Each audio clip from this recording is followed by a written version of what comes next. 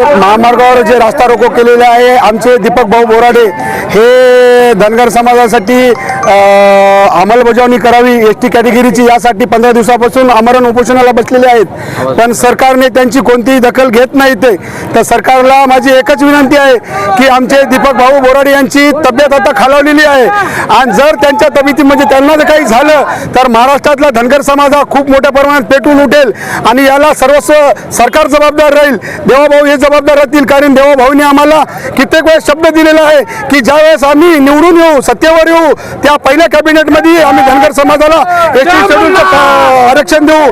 पण कित्येक कॅबिनेट झाल्या कित्येक हे झाल्या पण देवेंद्र फडणवीस साहेबांनी आम्हाला काही आरक्षण दिलेले नाही आणि आज 15 दिवसापासून आमचे मल्हार योद्धे दीपक भाऊ बोराडे हे जालन्यामध्ये उपोषणाला बसलेले आहेत।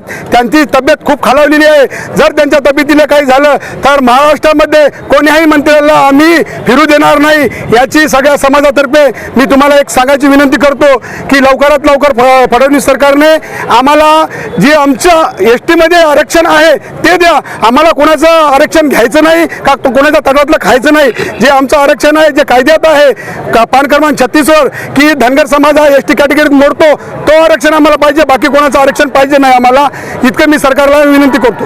या ठिकाणी जालन्याला दीपक भाऊ बोराटे हे एसटी आरक्षण अंमलबजावणीसाठी 14 दिवसापासून त्या ठिकाणी उपोषणाला बसलेले आहेत। त्यांना समर्थन देण्यासाठी आज महाराष्ट्रामध्ये प्रत्येक जिल्ह्यामध्ये प्रत्येक तालुक्यामध्ये नांदेडमध्ये 25 ठिकाणी आज रस्ता रोको आंदोलन करण्यात आलेलं आहे। दीपक भाऊ यांच्या समर्थनार्थ हे आंदोलन होतं जी की धनगर समाजाची स्वातंत्र्यापूर्वीपासूनची मागणी आहे की धनगर समाज हा एसटी प्रवर्गात आहे आणि त्याची अंमलबजावणी ही झाली पाहिजे।